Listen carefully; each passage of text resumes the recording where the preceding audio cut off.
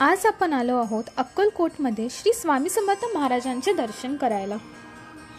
श्री स्वामी समर्थ ज्यांना अक्कलकोट स्वामी म्हणूनही ओळखले जाते, ते दत्तात्रयांचे तिसरे पूर्णावतार मानले जातात। स्वामी हे इसवी सनाच्या 19व्या शतकात प्रकटले होते।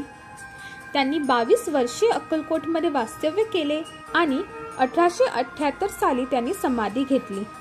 तर अक्कलकोटला येण्याचे मार्ग, राहण्याची सोय, जेवणाची सोय, स्वामींची श्रद्धास्थाने याची संपूर्ण माहिती तुम्हाला या व्हिडिओमध्ये मिळेल। त्याआधी जर तुम्ही या चॅनलवर नवीन असाल तर या चॅनलला सबस्क्राइब करा, व्हिडिओला लाईक करा आणि हा व्हिडिओ सर्वांना शेअर देखील करा। आम्ही अक्कलकोटला जाण्यासाठी दादरवरून 11 वाजताची सिद्धेश्वर एक्सप्रेसने निघालो। अक्कलकोटला जाण्यासाठी तुम्ही डायरेक्टली ट्रेनने अक्कलकोट रेल्वे स्टेशनलाही येऊ शकतात किंवा मग सोलापूर मार्गेही जाता येते। तर दुसऱ्या दिवशी सकाळी आम्ही 7 वाजता सोलापूर रेल्वे स्टेशनला पोहोचलो। तर इथून सोलापूर रेल्वे स्टेशनवरून अक्कलकोटला जाण्यासाठी आपल्याला सोलापूर ते अक्कलकोट ही बस पकडावी लागेल। त्यासाठी आता आपण सीबीएस बस स्टँडला जाणार आहोत। तर सीबीएस बस स्टँड ते साधारण 2 किलोमीटरच्या अंतरावर आहे। रेल्वे स्टेशनवरून 20 रुपये पर सीटने सीबीएस बस स्टँडला 10 मिनिटात आपण पोहोचतो। हे पहा, आता आपण सोलापूर सीबीएस बस स्टँडला आलो आहोत। इथे अक्कलकोटला जाणारे बसेस फलाट क्रमांक 3 आणि 4 वर लागतात। या बसेस साधारण अर्धा ते पाऊण तासात येतात। तर इथून तुम्हाला अक्कलकोटला जाण्यासाठी एसटी बसेस ही मिळतील आणि बाहेरून प्रायव्हेट एसी लक्झरी बसेस ही असतात। ते 100 रुपये पर सीट घेतात आणि मंदिराच्या समोरच तुम्हाला सोडतात। तिथे त्यांचा बस स्टॉप आहे। एसटी स्टँडवरून ऑर्डिनरी बसेस आणि एसी बसेस दोन्हीने जाता येते। ऑर्डिनरी बसेसचे तिकीट 81 रुपये आहे आणि एसटी एसी बसेसचे तिकीट 105 रुपये आहे आणि लेडीजसाठी हाफ तिकीट असते। सोलापूर ते अक्कलकोटमध्ये साधारण 40 किलोमीटरचं अंतर आहे आणि 1 तास लागतो पोहोचायला।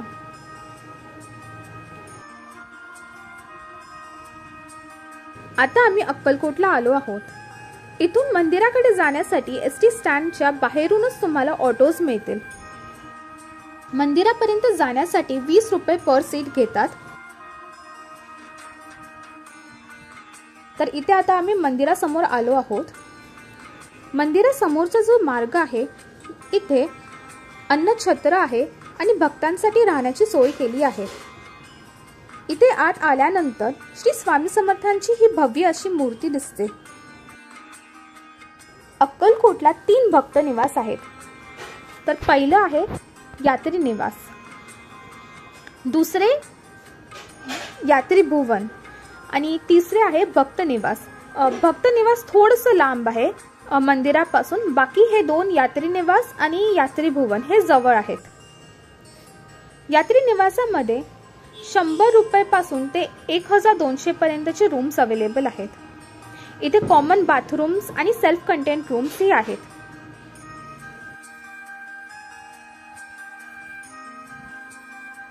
तर हे बघा, इथे असा हा एक जनरल हॉल असतो आणि त्यात एक मॅट्रेस, उशी, रग आणि एक पेटी दिली जाते, ज्याच्यामध्ये तुम्ही तुमचं सामान सुरक्षितपणे ठेवू शकतात आणि लॉक ही करून ठेवू शकतात। आतमध्ये 4 वॉशरूम्स आहेत आणि 4 बाथरूम्स ही आहेत। यानंतरचे पुढचे निवासस्थान म्हणजे यात्री भुवन आहे। इथे 700 रुपये पासून रूम्स अवेलेबल असतात। येथील सगळ्या रूम्स सेल्फ कंटेंट रूम्स आहेत। यानंतर आता आपण भक्त निवासाकडे जात आहोत। तर यात्री भुवन पासून 500 मीटरच्या अंतरावर भक्त निवास आहे। हे पहा, आता आपण भक्त निवासाच्या इमारतीजवळ पोहोचलो आहोत। इथे तुम्हाला एसी आणि नॉन एसी दोन्ही रूम्स मिळतील। इथे 600 रुपये मिनिमम रेट आहे रूमचा आणि जर तुम्हाला एसी रूम हवी असेल तर ते 1500 रुपयेपर्यंत जातं। तर इथे दोन्ही रूम्स अवेलेबल आहेत, सेल्फ कंटेंट रूम्सही अवेलेबल आहेत आणि नॉन सेल्फ कंटेंट रूम्सही अवेलेबल आहेत। तर आम्ही इथे 1 डे साठी इथे थांबलो आहोत। 600 रुपीज पर डे प्रमाणे आम्ही रूम बुक केली आहे। ती तुम्हाला आता मी दाखवते। तर रूममध्ये 3 बेड्स असतात आणि त्यात अटॅच बाथरूम आणि वॉशरूम हेही आहे आणि इथे सकाळी 7 पर्यंत गरम पाणी मिळते। ते रूमच्या बाहेर असतं, तर तिथून जाऊन तुम्हाला घेऊन यावं लागेल।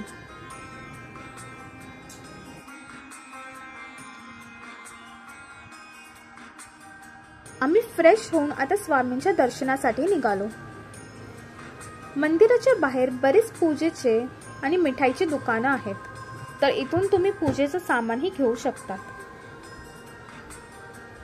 चला तर आता आपण वटवृक्ष श्री स्वामी समर्थ महाराजांच्या मंदिरात पोहोचलो आहोत। श्री स्वामी समर्थ महाराजांनी अक्कलकोट येथे 22 वर्षे वास्तव्य केली। त्यापैकी बराच काळ स्वामींनी वटवृक्षाखाली वास्तव्य केले।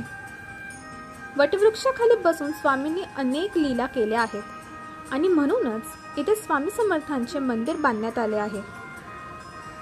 तर हे आहे ते वटवृक्ष। याचे दर्शन घेऊन सर्व भक्तजन पुढे स्वामींचे दर्शन घ्यायला जातात।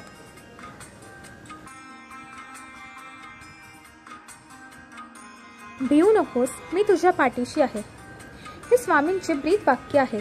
या वाक्याचा सर्व भक्तांना खूप आधार वाटतो। इथे पारायणासाठी एक वेगळा कक्ष आहे। इथे तुम्ही शांतपणे नाम जप किंवा पारायण किंवा स्तोत्र असे वाचू शकतात। स्वामींचे दर्शन झाल्यानंतर आम्ही श्री स्वामी समर्थ महाराजांचे महाप्रसाद घेण्यासाठी प्रसादालयाकडे गेलो। इथे खूप मोठी लाईन होती। आम्हाला 2 तासानंतर प्रसाद मिळाला। प्रसादालय दुपारी 11:30 ते 4 आणि रात्री 7 ते 10 पर्यंत सुरू असते। महाप्रसाद घेतल्यानंतर आम्ही स्वामींच्या समाधी मठामध्ये आलो आहोत। स्वामींनी भक्त चोळप्पा महाराजांच्या वाड्यातच समाधी घेतली होती, त्यामुळे इथे स्वामींचे मंदिरही बांधण्यात आले आहे। या मठाच्या बाजूलाच चोळप्पा महाराजांचा वाडा आहे। इथे आता पुजारी म्हणून चोळप्पा महाराजांचे 5वे वंशज आहेत। समाधीचे दर्शन झाल्यानंतर आम्ही चोळप्पा महाराजांचा वाडा बघायला गेलो। इथे स्वामींनी वापरलेल्या वस्तू जतन करून ठेवण्यात आल्या आहेत। इथे स्वामींच्या पादुकांचेही दर्शन तुम्हाला घेता येते। वटवृक्ष मंदिराकडून रिक्षाने तुम्ही समाधी मंदिराकडे जाऊ शकतात। या वाड्यात एक विहीर देखील आहे, त्याचीही एक विशेष कथा आहे। स्वामींनी त्यावेळी कोरड्या विहिरीमध्ये लीला करून पाणी आणले होते, तीच ही विहीर आहे। या विहिरीतले पाणी अजूनही त्यांचे वंशज वापरतात। आता आपले समाधी मठाचेही दर्शन घेऊन झाले आहे आणि चोळप्पा महाराजांचे घरही बघून झाले आहे। तर आता आपण जाणार आहोत श्री स्वामी समर्थ महाराजांचे दुसऱ्या भक्तांकडे, ते म्हणजे बाळप्पा महाराजांचं मठ बघण्यासाठी। इथे तुम्ही बघू शकतात, इथे बऱ्याच ठिकाणी चौकोन काढण्यात आलेले आहेत। तर जिथे चौकोन मार्क केलेले आहेत तिथे स्वामींच्या पाऊलखुणा आहेत। इथे ही स्वामींच्या पादुकांचे तुम्हाला दर्शन घेता येईल। मठाच्या पाठीमागे भक्तांसाठी प्रसादाची सोय केलेली असते। मठामध्ये दुपारी 12:30 ते 3 आणि रात्री 8 ते 10 पर्यंत प्रसाद मिळतो। वटवृक्ष मंदिराच्या परिसरातच एक भव्य गार्डन तयार करण्यात आले आहे।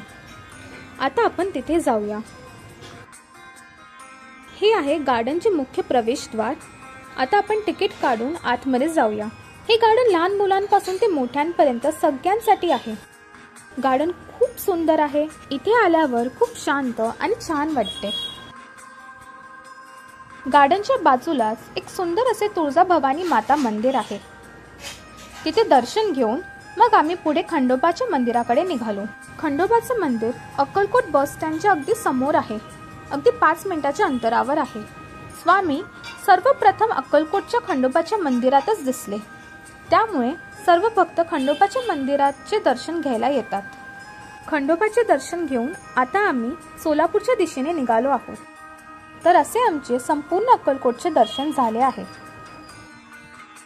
तुम्हाला हा व्हिडिओ कसा वाटला ते मला कमेंट करून नक्की सांगा आणि हा जर व्हिडिओ आवडला असेल तर चॅनलला सबस्क्राइब करा, लाईक करा आणि शेअर सुद्धा करा। चला तर भेटूया पुढच्या व्हिडिओमध्ये। धन्यवाद।